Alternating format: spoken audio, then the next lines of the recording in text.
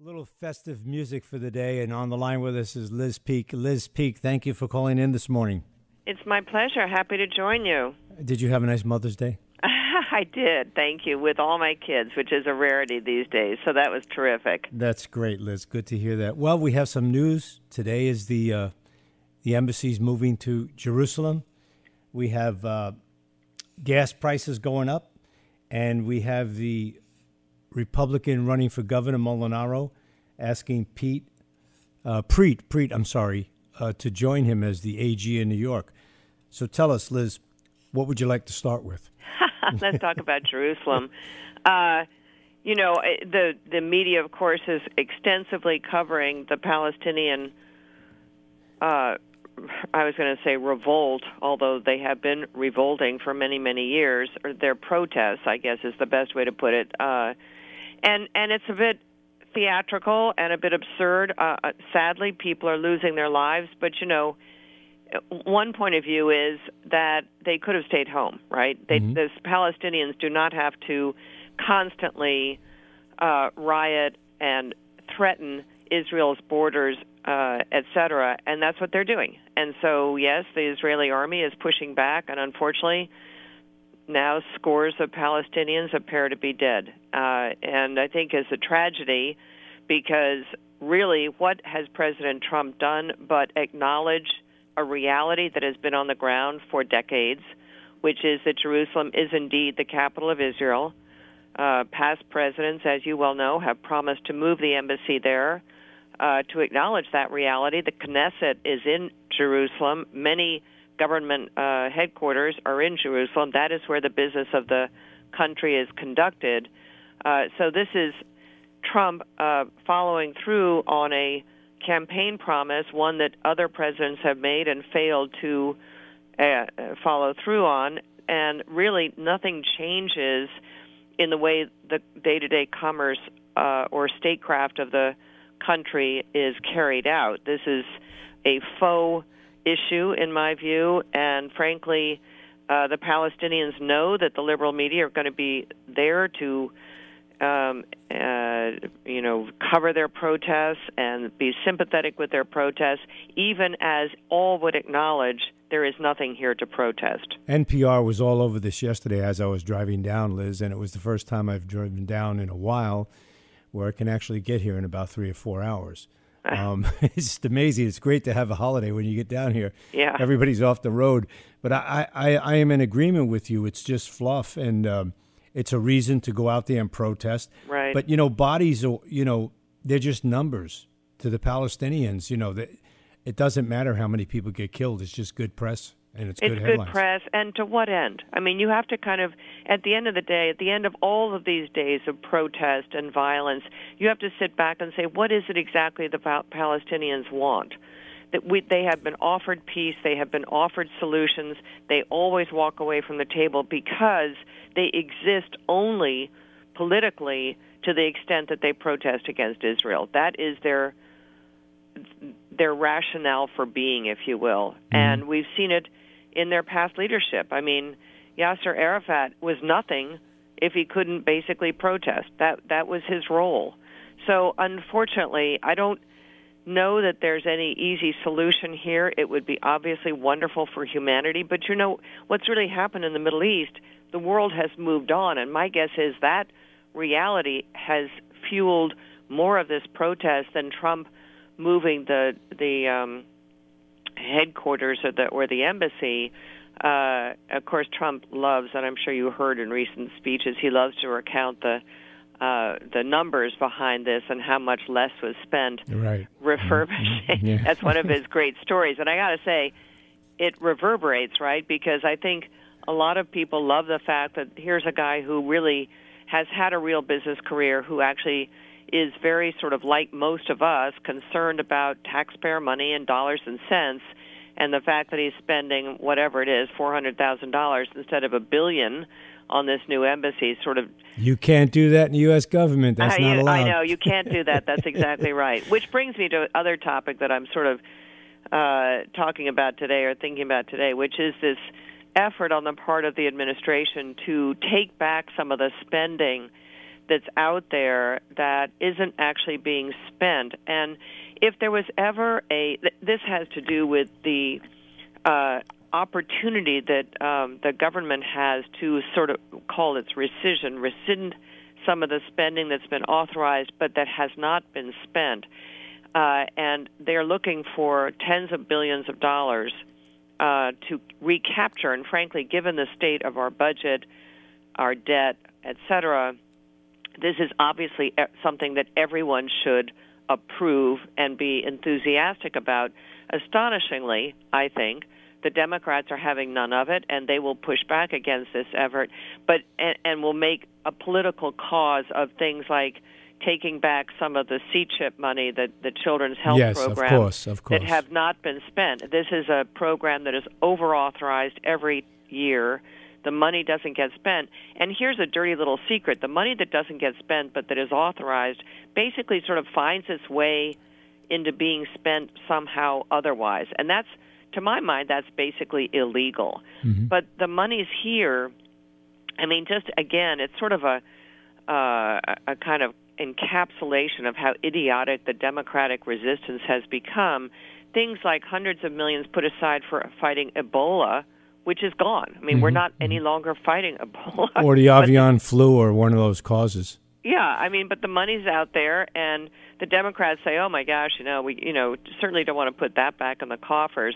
Americans really should pay a little attention to this story because if anything makes the Democrats look just completely stupid and their avowed resistance to everything Trump, this is the story that should do that. Liz, we have elected officials in Congress and the Senate. Almost half of them are lawyers. The other half are almost accountants. They can't do a budget and they can't pass laws. Yeah. And they work part-time and they get a full-time salary.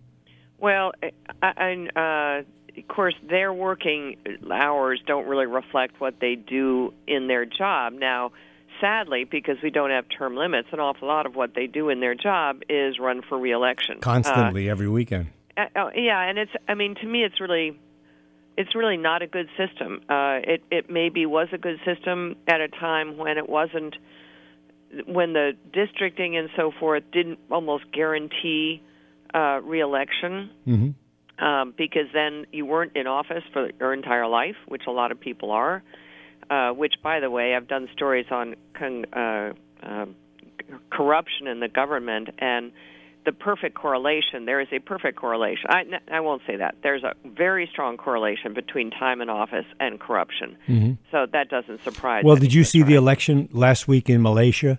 The day after Mahathir was reelected, at 92 years old, they raided the home of the former prime minister. I mean, billions of dollars and all these pocketbooks and all this gold. And I mean, that's the way it's got to operate. It's the old Greek system. Anybody has money at the end, just hang them.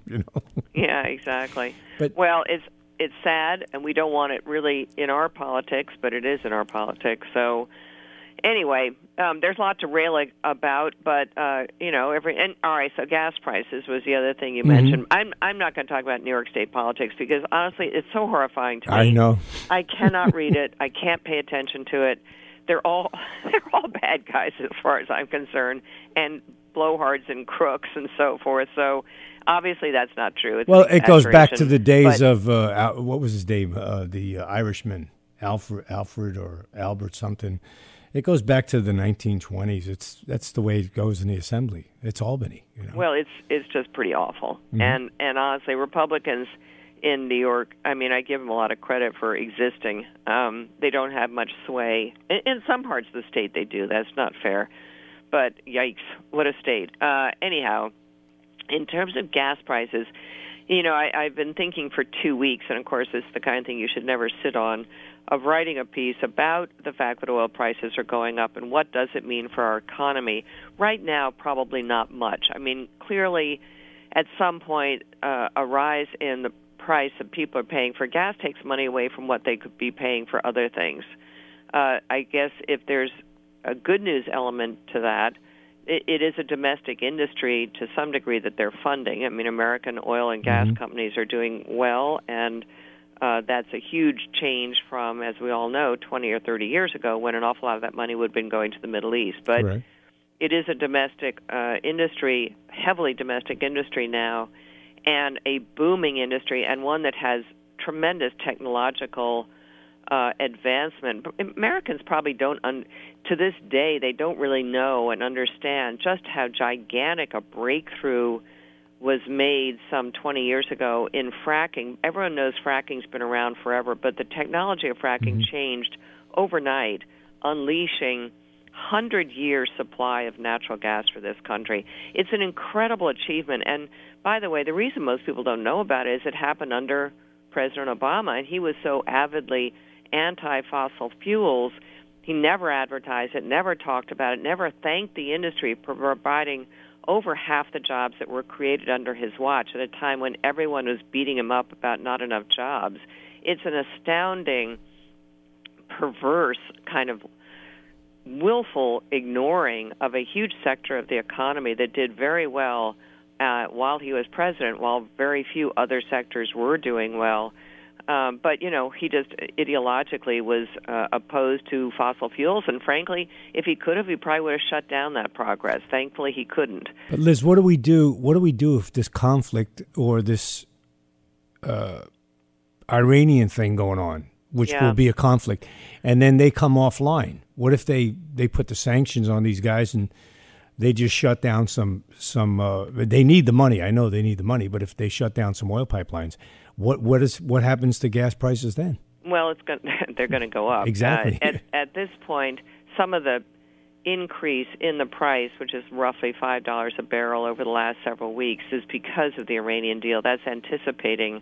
In fact, if you noticed, the day that Trump got out of the JCPOA, the nuke deal with Iran, the day he withdrew, oil prices actually went down, and that's because everyone was anticipating that move on Trump's part. Oil prices had drifted higher into anticipation, and now, you know, we'll see. I mean, $70 is kind of where a lot of people think the price increase will stop. Again, we don't know how. And that's in line with maybe Iranian oil production being cut back 200,000 or 300,000 barrels a day, not the entire 500,000 to 1 million that has taken place since the deal was struck in 2015.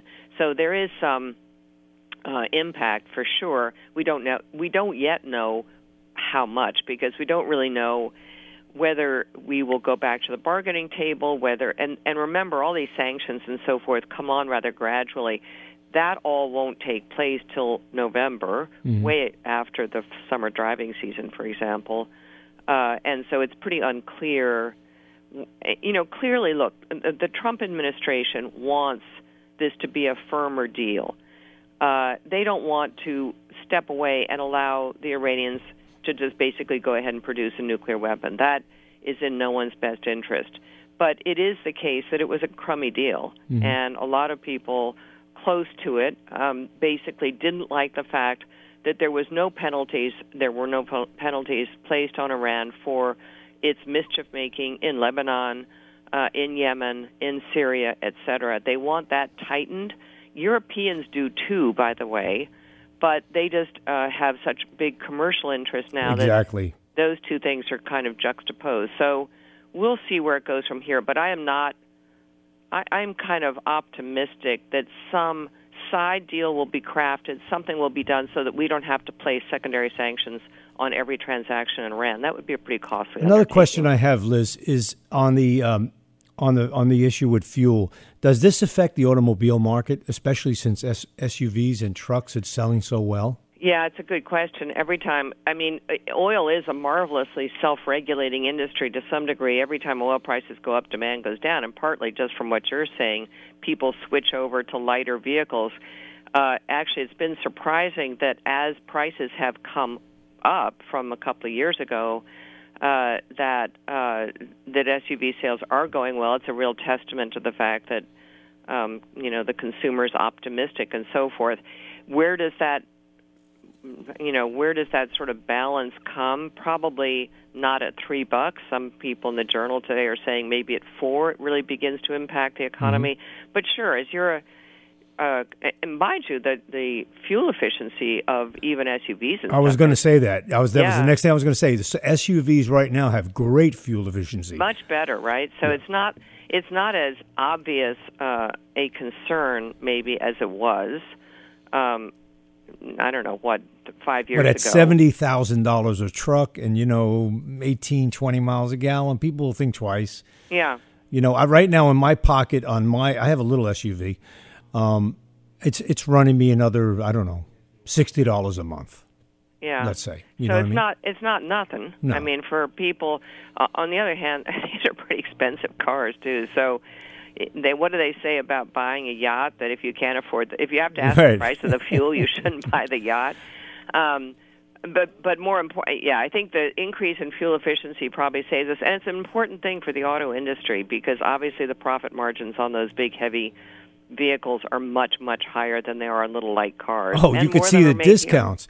Sometimes you see discounts 10, 15, 20,000, so they got some kind of margins. Yeah, they're expensive and profitable. Very profitable.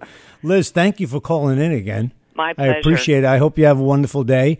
I know there's going to be lots in the news, and we always appreciate Liz Peek coming on the show. Thank you, Liz. Thanks so much. Take care.